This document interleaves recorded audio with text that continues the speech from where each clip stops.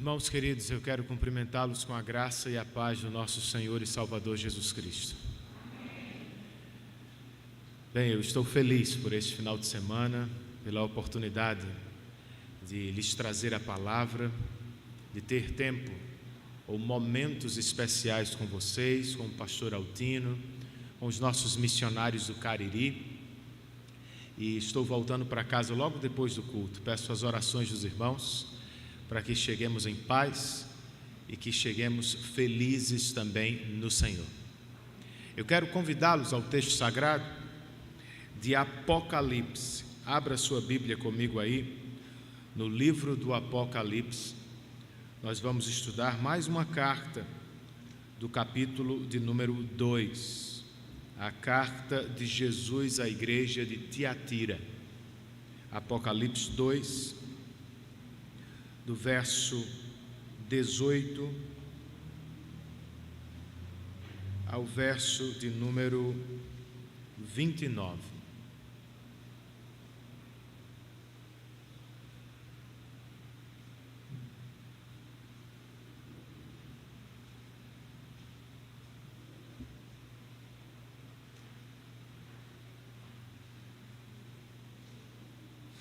Apocalipse, capítulo de número 2, nós vamos estudar do verso 19, ou melhor, 18, até o verso de número 29. Certo irmão, recém-convertido, foi preso roubando galinha. O pastor, ao tomar conhecimento do ocorrido, correu para a delegacia da cidade e, chegando ali, lhe perguntou: meu irmão, o que aconteceu? E a resposta daquele novo convertido foi: pastor, eu estava testando os meus limites. Queria saber se eu era realmente forte no terreno do pecado. O pastor respirou e então respondeu: meu filhinho, é sempre mais seguro lutar contra o pecado no nosso terreno e não no dele. Você concorda? Então me diga por que é que estamos costumeiramente nos aventurando para além dos limites seguros da Bíblia, da família e da igreja. Eu tenho para mim que parte do nosso problema vem da grande virtude do nosso tempo: tolerância. Em vez de atendermos ao que está em Romanos 12, que nos diz: não se amoldem ao padrão deste mundo, nós estamos constantemente tolerando o mundo, a carne e o próprio diabo. Nos julgamos fortes o bastante, achamos que jamais vamos cair em tentação. Será que não? Embora aplaudida nos nossos dias, a tolerância já levou muitos crentes à queda espiritual. Era o que acontecia em Tiatira nos dias do Apocalipse, e é o que possivelmente está acontecendo em Monteiro, em alguns corações. Por isso nós precisamos tanto do alerta que temos aqui, irmãos.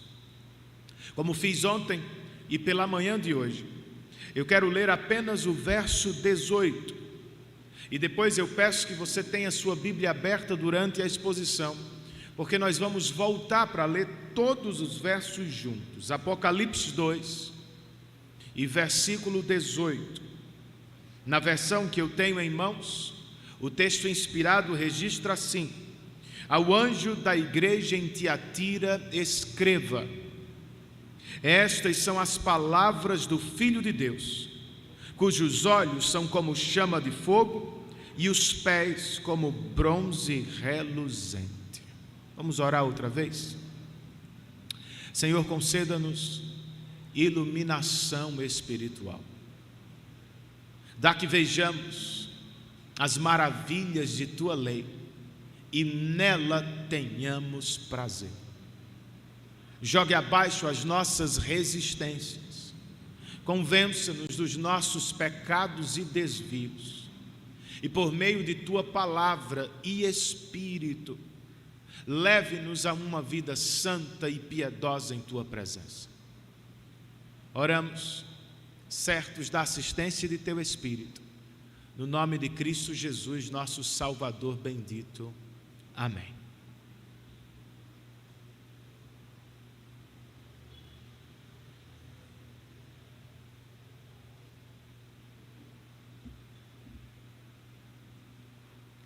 Tiatira era a menor cidade da província romana da Ásia.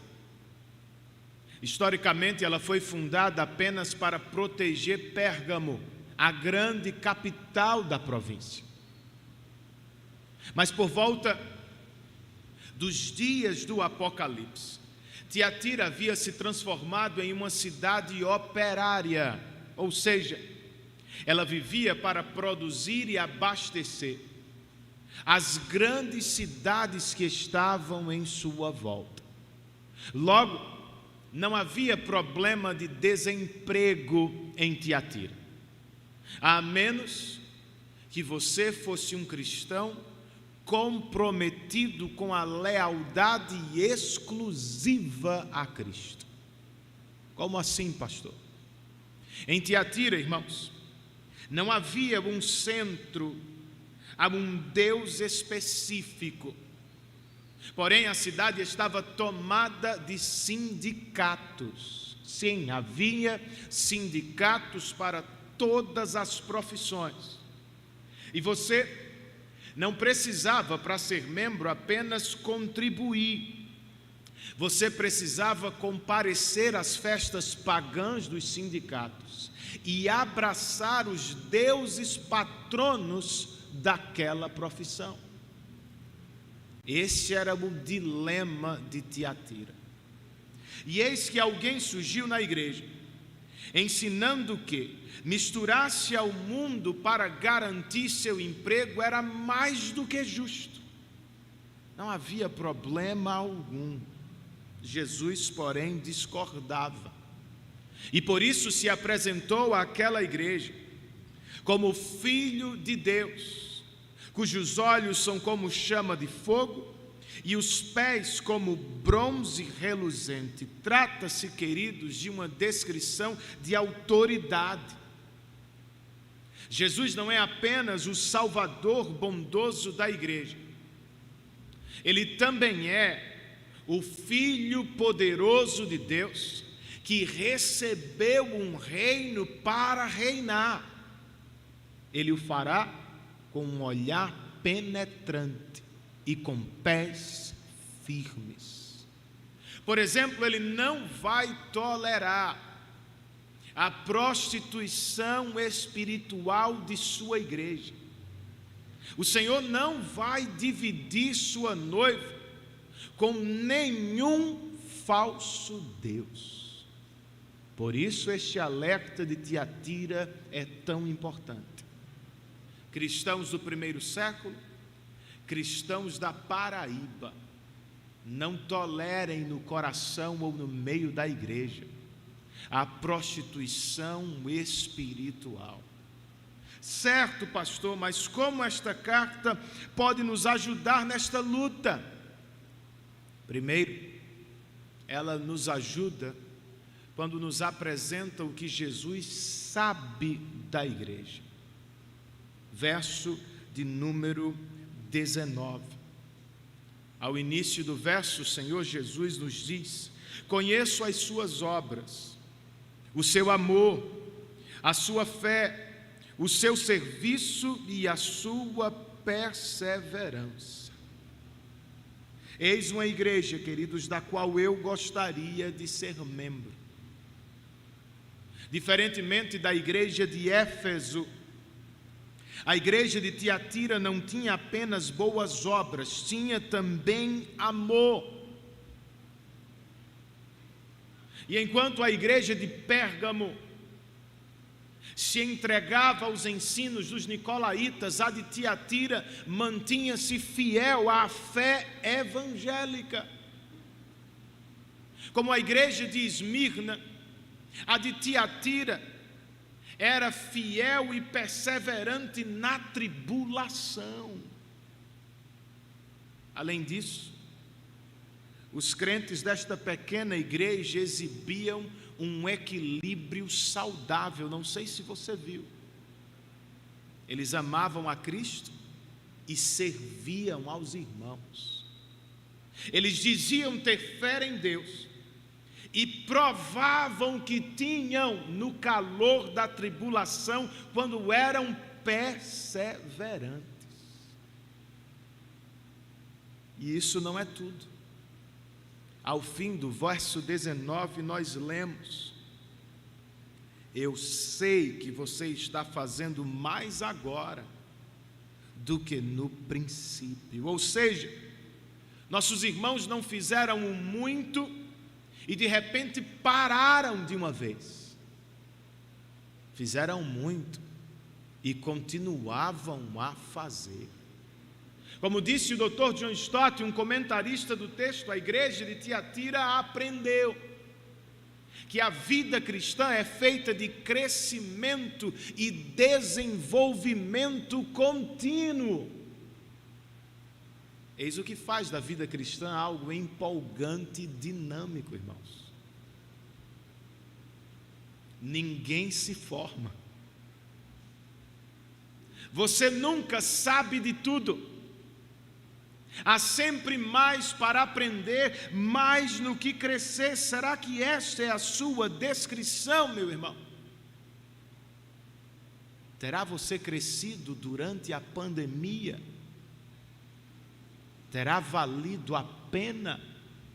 Agora que estamos nos aproximando do fim do ano, você poderia dizer de si mesmo: eu sou um crente mais maduro, mais fiel, mais piedoso do que antes. E saibam, não há caminho fácil no crescimento cristão. A porta do crescimento também é estreita. Você não vai crescer em um evento somente. Não há uma pílula de conhecimento instantâneo, não. Você precisa ler sua Bíblia a cada manhã. E eu preciso frequentar o culto da igreja local a cada semana. Eu e vocês precisamos nos apropriar dos meios de graça que Deus nos deu a cada domingo. A boa notícia é, pouco a pouco, nós crescemos em Cristo para a glória de Deus. Era o que acontecia na igreja de Tiatira, e percebam, o crescimento desta igreja era equilibrado. Tinha amor por Deus e serviço aos homens.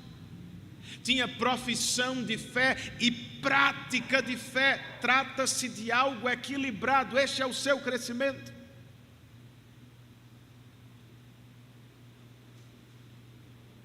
Há crentes em nossa denominação que dominam a teologia sistemática de Berkhof,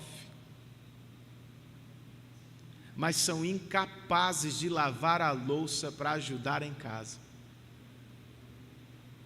Do outro lado, nós temos irmãos que estão sempre disponíveis e dispostos a servir, mas nunca tem tempo para sentar e aprender na escola bíblica dominical. Por que você não faz um plano diferente para o próximo ano? Um plano mais equilibrado, que contemple crescer intelectualmente na fé, mas também crescer na prática e no serviço do Evangelho. E mais uma vez, queridos, vamos aprender a corrigir com Jesus.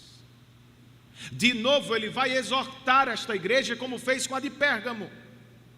Antes, porém, ele faz questão de elogiá-la ou de ressaltar suas virtudes.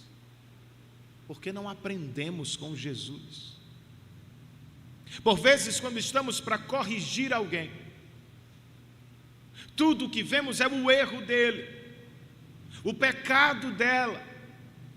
Mas será que é tudo mesmo o que há para ver?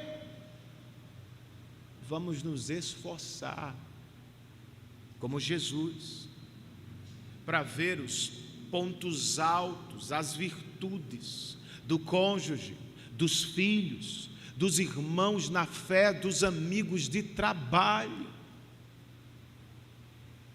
O exercício só nos fará bem, irmãos, nos tornará mais gratos, seremos mais agradecidos a Deus por nossa família, igreja e amigos, e ao mesmo tempo vai nos preparar para uma correção acertada. Seja mais grato do que crítico, e as pessoas ouvirão a sua correção. É o que temos aqui, na ordem de Jesus. Para nos ajudar então, a carta de Tiatira primeiro nos lembra o que Cristo sabe da igreja. Em segundo lugar, ela nos apresenta o que Cristo tem contra a igreja. Versos 20 e 21.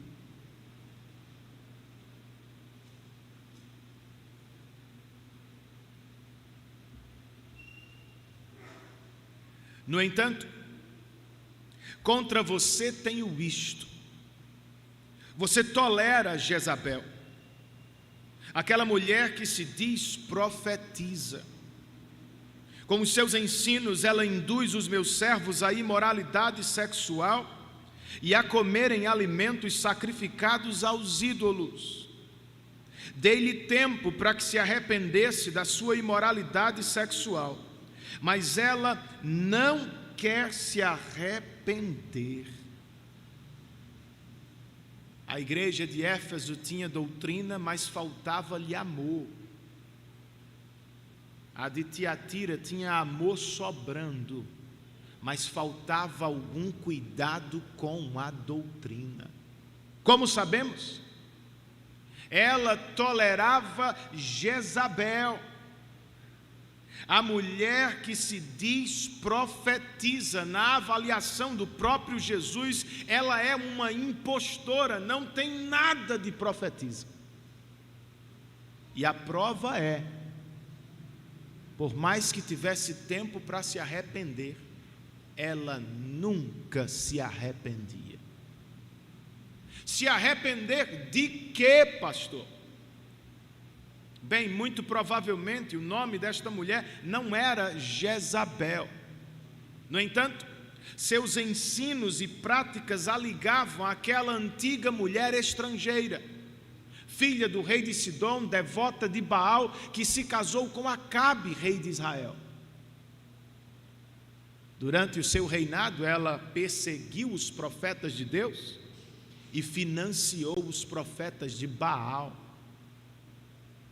Através de seus ensinos, ela levou os israelitas à prostituição espiritual, dizendo algo mais ou menos do tipo: israelitas, vocês não precisam somente de Yahvé. Para serem abençoados na terra, vocês precisam frequentar o culto da vitória dos deuses amantes, Astarote e Baal. A Jezabel do Apocalipse não é tão diferente. Muito provavelmente gozava de uma posição de destaque na igreja, talvez fosse esposa de um oficial, mulher de um comerciante influente em Tiatira. Seja como for, ela pregava basicamente a mesma mensagem: vocês querem se dar bem na vida? Não sejam completamente leais a Cristo, misturem-se ao mundo. Frequentem os lugares do mundo, visitem as festas pagãs, façam negócio como Roma. Jesus discordava dela. E nos versos 22 e 23 nós lemos: por isso vou fazê-la adoecer, e trarei grande sofrimento aos que cometem adultério com ela, a não ser que se arrependam das obras que ela pratica. Matarei os filhos dessa mulher. Então todas as igrejas saberão que eu sou aquele que sonda mentes e corações, e retribuirei a cada um de vocês de acordo com as suas obras. No universo moral de Deus, irmãos, quase sempre nós colhemos tudo o que plantamos. Esta mulher adoeceu a muitos crentes, mas agora é chegado a sua vez de ficar na cama. E ela não será a única. O texto nos diz que todos aqueles que praticam imoralidade com ela também adoecerão, alguns até chegarão a morrer. Por quê? Porque Jesus sonda mentes e corações. Ele vê a prostituição no íntimo. Por quê, pastor? Nós lemos: porque Jesus vai retribuir a cada um segundo a sua obra. Meu irmão, você não treme ao ouvir isso? Seu coração não acelera com esta possibilidade? Ananias e Safira foram fulminados porque tentaram enganar o Senhor. Os cristãos de Tiatira correm perigo porque se lançaram nos braços de Jezabel. Será que não estamos no mesmo caminho da tolerância? O espírito desta mulher continua vivíssimo nas lojas de Monteiro, nas novelas e séries de TV, e infelizmente eu tenho que dizer, até mesmo em muitos púlpitos das igrejas. Ela grita a cada dia, semana, domingo em alguns lugares: façam de tudo para chegar ao topo da carreira profissional, pisem os colegas, trapaceiem, levem vantagem, pois se vocês chegarem lá, serão realizados. Cobicem, deitem-se com todas as mulheres possíveis e vocês serão felizes. Sejam conhecidos em Monteiro, sejam poderosos na Paraíba, tornem-se famosos no Brasil e verdadeiramente vocês serão amados.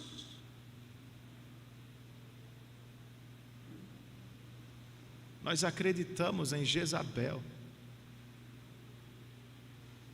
ainda adoramos a Jesus aos domingos, mas por vezes de segunda a sábado estamos prostrados diante de suas mensagens. Sabe qual é o resultado, irmão? Doença espiritual. As pessoas que estão à nossa volta começam a sofrer, e se não acordarmos, alguns podem até morrer. Pastor, você está exagerando. Não, gente. Pense nos muitos filhos que já foram sacrificados no altar do sucesso e do trabalho.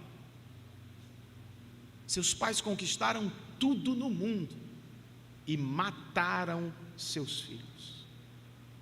Pense nos seus amigos que no altar dos relacionamentos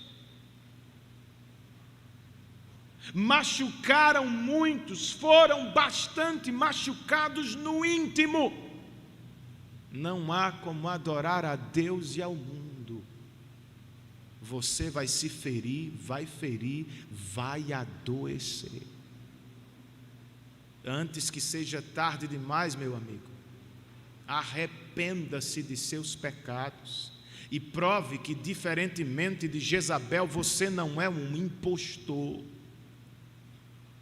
Um falso crente odeia palavras como esta, não suporta uma correção, não dá ouvidos à exortação da palavra de Deus, pois ele se vê como muito bom, está cheio de justiça própria, tem uma avaliação equivocada de si mesmo. Eu não sou tão ruim assim, pastor. Eu também faço a minha pitada de boas obras. Eu estou misturado aos valores, sistemas e princípios do mundo, mas eu trago a minha oferta ao Senhor. Um crente genuíno, irmãos, não se exaspera com a exortação de Deus. Ele se alegra, pois percebe o cuidado do Senhor. A propósito, cuidado é o que os líderes da igreja de Monteiro precisam ter com esta noiva que lhes foi confiada. Pastor Altino está partindo, vai cuidar de um novo rebanho, mas os presbíteros e o próximo pastor têm responsabilidades por esta noiva. A partir deste verso eu estou falando especialmente de cuidado com a pureza doutrinária da igreja. Nós não podemos tolerar Jezabel entre nós. Seus ensinos e práticas precisam ser combatidos e expulsos do nosso meio. Amém, irmãos? Mas não se enganem. Nós vamos pagar caro por isso. Os irmãos de Tiatira pagavam, perdiam promoções de emprego, perdiam negócios, eram excluídos das grandes festas. Por que você acha que vai ser diferente conosco? Porque não aceitamos o novo normal ideológico do mundo. Nós nunca seremos bem vistos pela sociedade. Você vai ser considerado um atrasado na faculdade, um quadrado na repartição. As pessoas não vão aplaudir você. Você talvez não seja convidado para participar dos grandes eventos da cidade. Muitas pessoas da família e do seu convívio jamais entrarão por aquelas portas. É a realidade, irmãos. Mas eu lhe pergunto, e daí? Em Cristo, nós já fomos aprovados e aplaudidos pelo próprio Deus da glória. O elogio do Salvador vale mais do que milhões de palmas da Jezabel deste mundo. Mantenhamos-nos fiéis ao nosso Deus. Para terminar, queridos, esta carta nos ajuda na luta contra a tolerância ao mundo, nos apresentando o que Cristo dará à sua igreja. Leiamos os versos 24 e 25.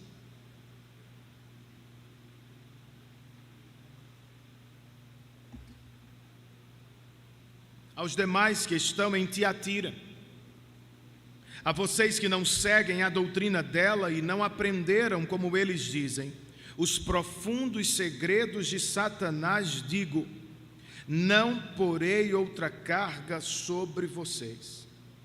Então somente apeguem-se com firmeza ao que vocês têm, até que eu venha. O único pedido de Cristo a esta igreja é: apeguem-se com firmeza ao que vocês têm. Em outras palavras, apeguem-se ao ensino dos apóstolos e de seus verdadeiros discípulos. E somente vivam de acordo com este ensino. Não é pesado, como alguns gostam de dizer, irmãos.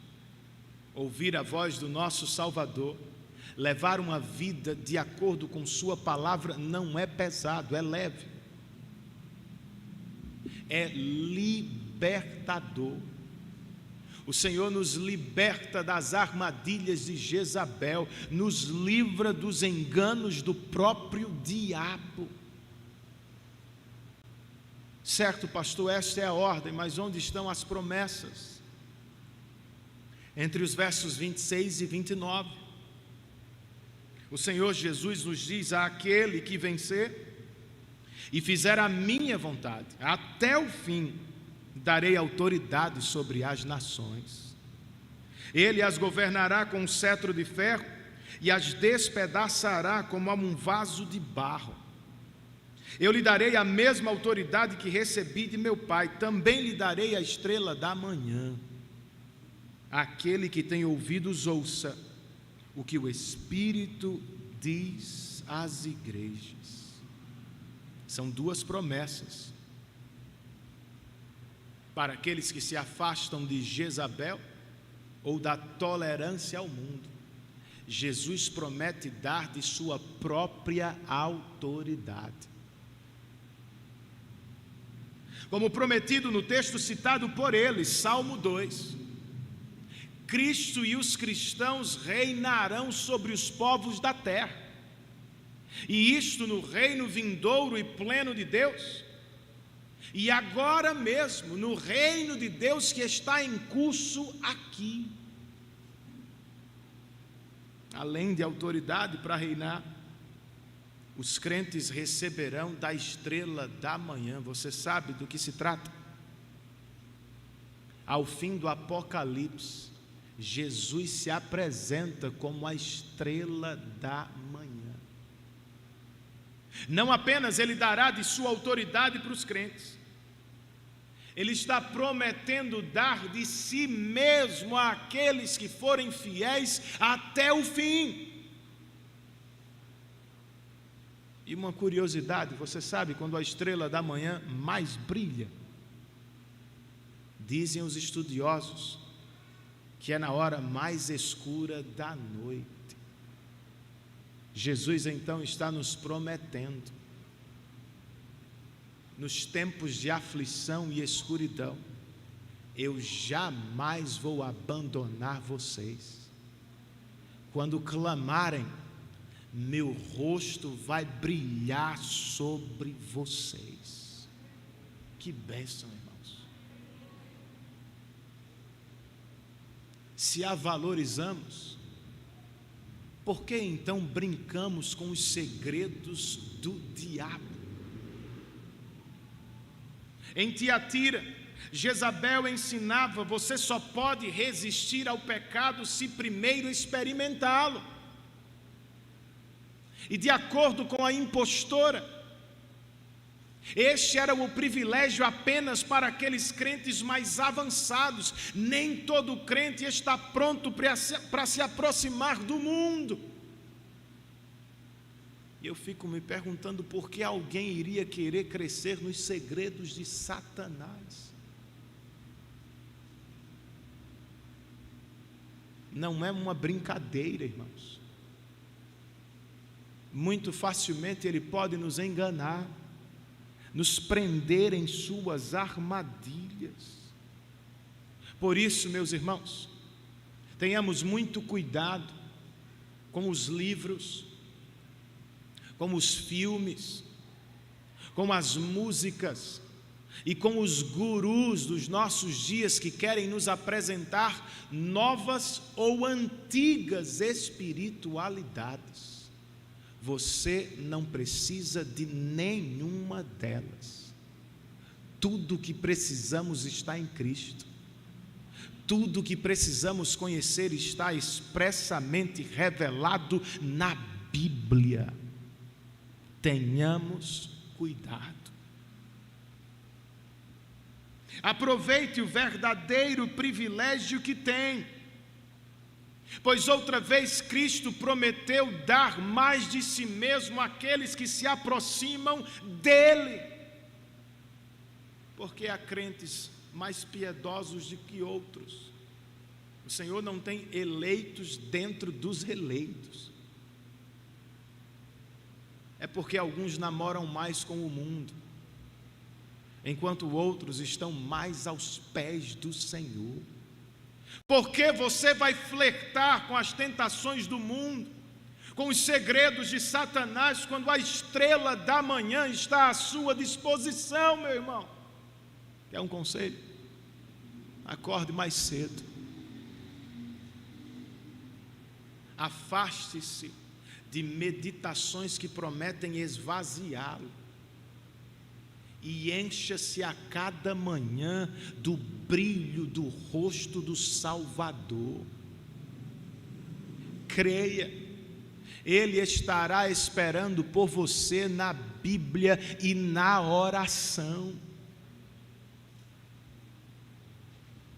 Além de brilhar segundo o que ouvimos, nós podemos reinar com Cristo. Como, pastor? No futuro celestial reinaremos com Cristo sobre todos os povos. E alguém pode pensar, está em um plano distante. Não totalmente. Com Cristo nós já reinamos agora, irmãos. Como? Quando cumprimos a missão de fazer discípulos, nós estendemos o reino de Cristo sobre aquelas pessoas que ouvem e obedecem ao Evangelho. Neste sentido, eu preciso lhe perguntar: como temos reinado em nossas famílias? Seu cônjuge, nossos filhos, conhecem e amam o Rei e o reino de Cristo? Nos nossos trabalhos aproveitamos as oportunidades, a influência que temos para apontar o reino e falar do reino. Em nossa igreja local nós nos reunimos nos cultos, nas sociedades, nas casas, para fortalecer o reino e o amor ao reino, o coração uns dos outros. E com a causa global do reino, você se envolve de alguma forma? Estou falando de missões. Você ora por aqueles que estão do outro lado do mundo, por aqueles que estão entre povos e pessoas que ainda não foram alcançados e que têm o mesmo objetivo que temos, fazer o reino de Deus crescer. É um privilégio, irmãos, mas também é um dever. Estender o reino sobre mais e mais pessoas. Você que nos visita nesta noite, você já entrou no reino de Deus? Já viu a estrela da manhã brilhando no seu coração? Gostaria de entrar para nunca mais sair? De ser banhado pela luz do Salvador? O que você precisa? Conhecer com a mente e crer com o coração no que o próprio Deus fez em Cristo para lhe dar salvação. Na cruz do Calvário, Cristo mergulhou nas suas trevas, a fim de que eu e vocês não vivêssemos eternamente nas trevas do inferno. Cristo assumiu nosso lugar diante da justiça de Deus, pagou o preço por nossos pecados e por pura graça fez a luz de sua salvação raiar sobre nós. É do que você precisa. Você não é rei coisa nenhuma. Se pretende ser uma rainha, no máximo você será uma impostora. Pela fé, deixe de tentar ser rei ou rainha neste mundo e renda-se àquele que é rei verdadeiro e que por amor se entregou na cruz para a sua salvação. É totalmente diferente mesmo. Você não conhece ninguém igual. Um rei que, em vez de usar seu poder para esmagar, é esmagado para nos salvar de si mesmo. Um rei que justamente poderia nos condenar, troca de lugar conosco, a fim de receber a punição que era nossa.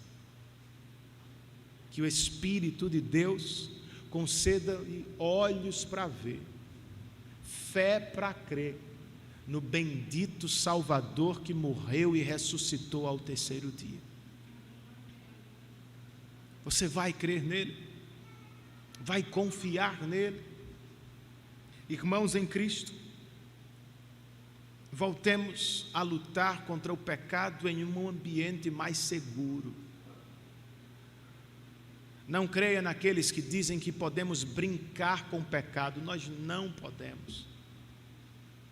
Sozinhos e distantes da igreja, facilmente seremos vencidos pela tentação. Por isso nós ficamos aqui, irmãos.